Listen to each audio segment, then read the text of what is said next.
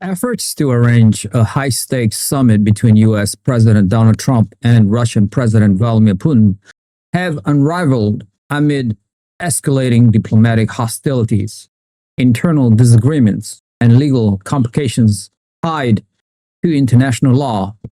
What had initially been framed as a potentially transformative meeting in Budapest aimed at resolving the ongoing war in Ukraine has now been officially shelved by the White House, which confirmed there are no plans for such a meeting in the immediate future.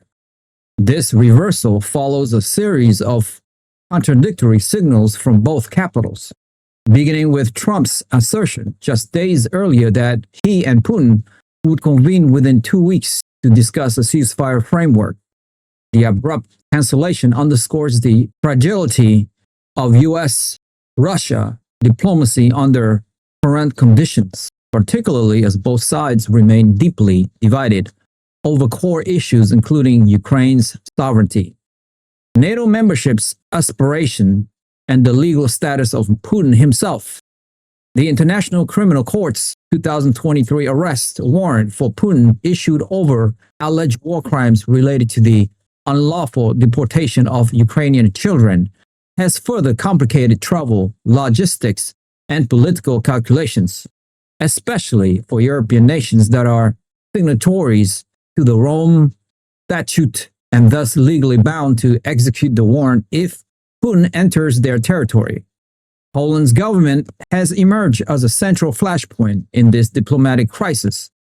Citing its obligations under international law, Warsaw issued a stark warning that it would consider detaining Putin or even intercepting his aircraft should it enter Polish airspace en route to any European destination, including Budapest. Polish Foreign Minister Radosław Sikorski did not mince words, framing the potential enforcement of the ICC warrant as a matter of legal duty rather than political choice. This stance drew an immediate and furious response from Moscow.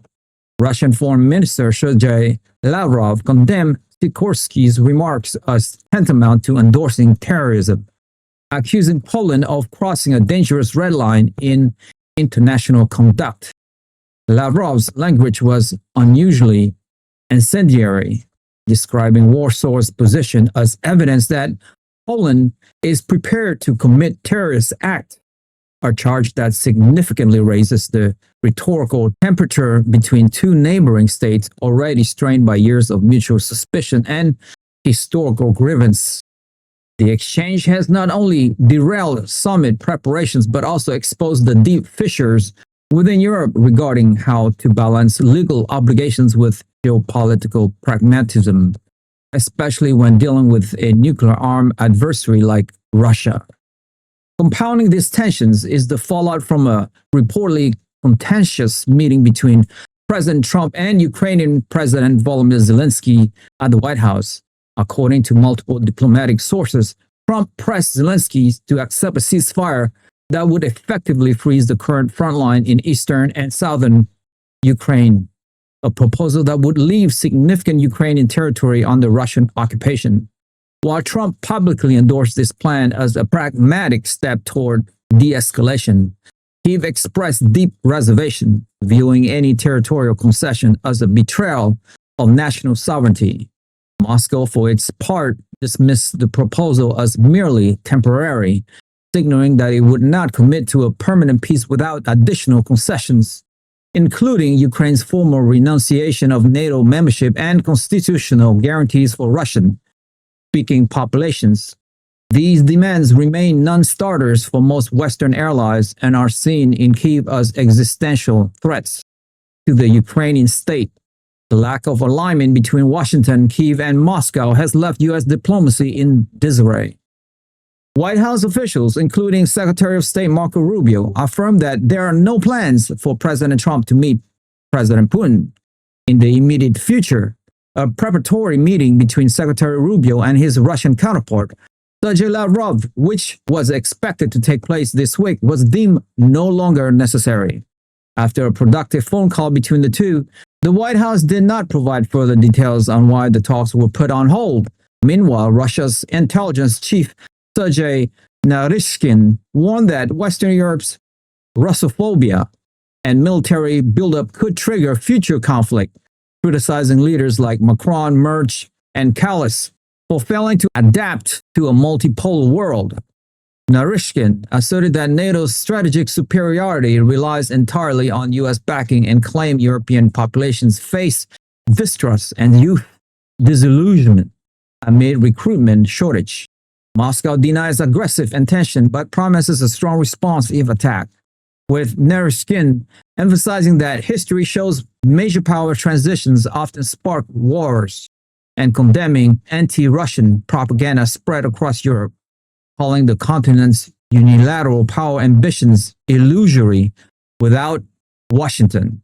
Further undermining prospects for dialogue is the U.S. administration's consideration of supplying Tomahawk cruise missiles to Ukraine, a move that would represent a significant escalation in the type of weaponry provided to Kyiv. While such a decision has not yet been finalized, even the discussion of it has alarmed Moscow, which views long-range precision strike capabilities as a direct threat to its strategic depth and command infrastructure. Russian intelligence chief Sergey Naryshkin added to the atmosphere of confrontation by warning that Europe's growing Russophobia and military buildup, particularly its reliance on U.S. backing, could inadvertently trigger a broader conflict. Speaking in Samarkand, Naryshkin argued that Western leaders, including Emmanuel Macron of France, Friedrich Merz of Germany, and Kaja Kallas of Estonia, are failing to recognize the reality of a multipolar world and are instead clinging to an illusory vision of unilateral dominance. His remarks reflect a broader Kremlin narrative that positions Russia as a besieged but resolute power defending its interests against a hostile West. With no ceasefire in sight, no agreed framework for negotiations, and mutual distrust deepening by the day, the window for a diplomatic breakthrough appears to be closing. The collapse of the Budapest Summit initiative marks not just a missed opportunity, but a sobering indicator that the Ukraine war may be entering a more entrenched and dangerous phase, with global security implications that extend far beyond Eastern Europe. If you have made it this far, congratulations, you have unlocked the truth. I want to ask you a quick question though. With the Trump-Putin summit canceled, Poland threatened to arrest Putin, and no ceasefire in sight, is diplomacy in Ukraine dead? Or is this just the prelude to a larger global confrontation? Join the debate. We want to hear your insightful opinion on where this is all heading in our community. Share your thoughts in the comments below. Like the video, hit the notification bell, and most importantly, subscribe. I'll see you guys in the next one.